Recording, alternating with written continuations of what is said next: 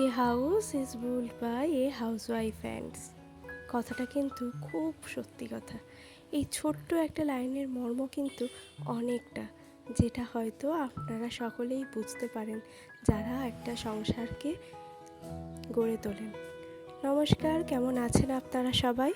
আশা করছি আপনারা সকলে খুব ভালো আছেন এবং সুস্থ আছেন। চলুন, আমাদের গৃহকর্মের আবার একটা নতুন ব্লগ নিয়ে চলে এসেছি আজকে। সকালবেলাতেই ফুল টুলগুলো তুলে নিয়েছি। এখন বাজে ঘড়ির কাঁটায় 5টা। ভোর ভোর উঠতে হচ্ছে, কারণ এখন সংসারটা পুরোটাই আমার হাতে। অমিত খেয়ে বেরোবে, তার সাথে আমিও বেরোবো। সমস্ত সংসারের কাজ একটু ভোর ভোর উঠে না করলে একদমই সময়ে আমি শেষ করতে পারবো না। তাই আগে ভাগে গিয়ে ফুল কটা তুলে এনেছি। সমস্ত কাজকর্মের মাঝে যদি ঠাকুরটাকে একটু সুন্দর করে সাজাতে না পারি, মনটা একদমই ভালো লাগে না। আর যদি একটু বেলা হয়ে যায়, সেই ফুল তো নিজেদের গাছ যতই হোক একটাও পাওয়া যায় না।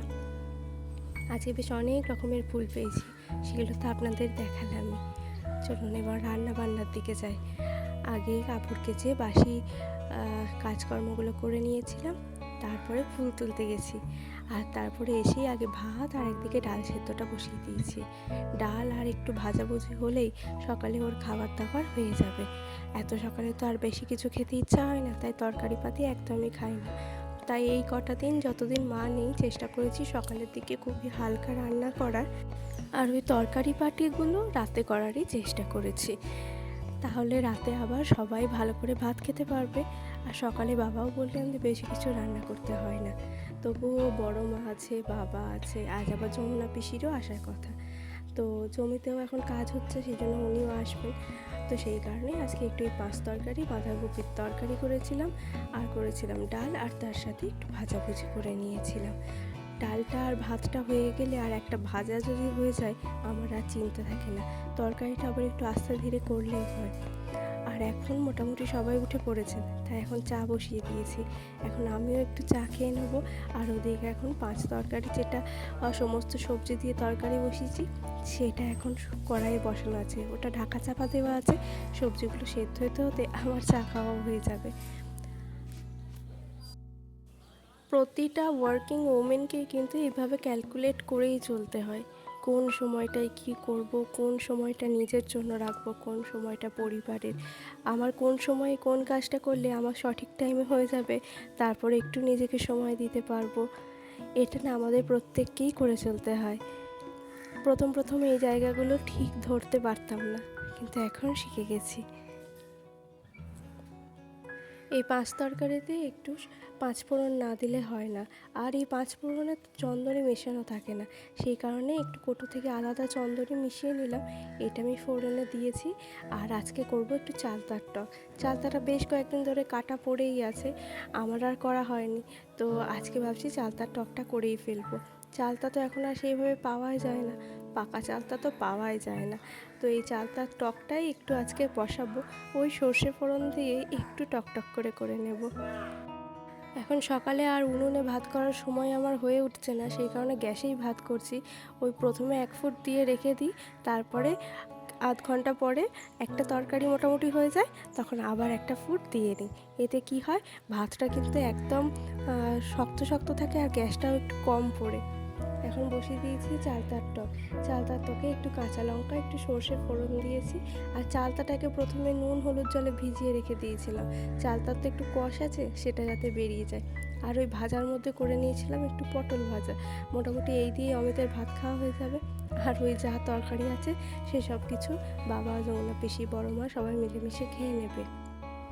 বাঁধাকপি তো অমিত একদমই খেতে চায় না, বাঁধাকপি খেলে ওর সহ্য হয় না, আবার এই গরমের বাঁধাকপি।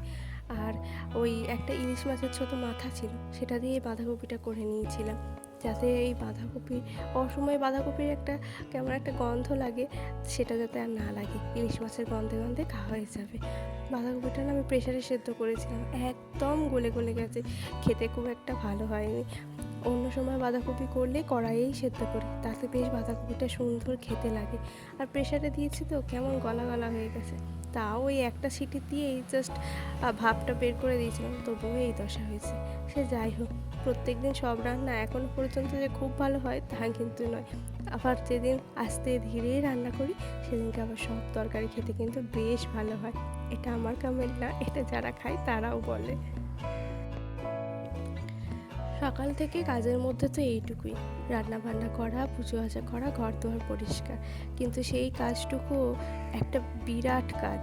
শুনতে মনে হয় এইটুকু, কিন্তু সত্যি বলছি যারা করে থাকে তারা কিন্তু বোঝে যে এইটুকু কাজ করতেই কতটা সময় লাগে, কতটা পরিশ্রম হয়। সমস্ত সুস্বাদু খাবার আর তারপর এই চকচকে রান্নাঘর দেখতে দেখতে যে এই কাজগুলো করে তার অবস্থাটা কিন্তু ঠিকই আমার মতনই হয়। এত ঘেমে গেছি যে ঠিকঠাক মতন চোখটাও খুলতে পারছি না, চোখের ওপর দিয়েও যেন ঘাম গড়াচ্ছে। চলুন, এদিকে সব হয়ে গেছে, অমিত বেরিয়ে পড়েছে, আমি যাই এবার স্নানে। স্নান করে ঠাকুর পুজো দেবো, তারপরে নিজেও খাওয়া দাওয়া করে বেরিয়ে পড়বো।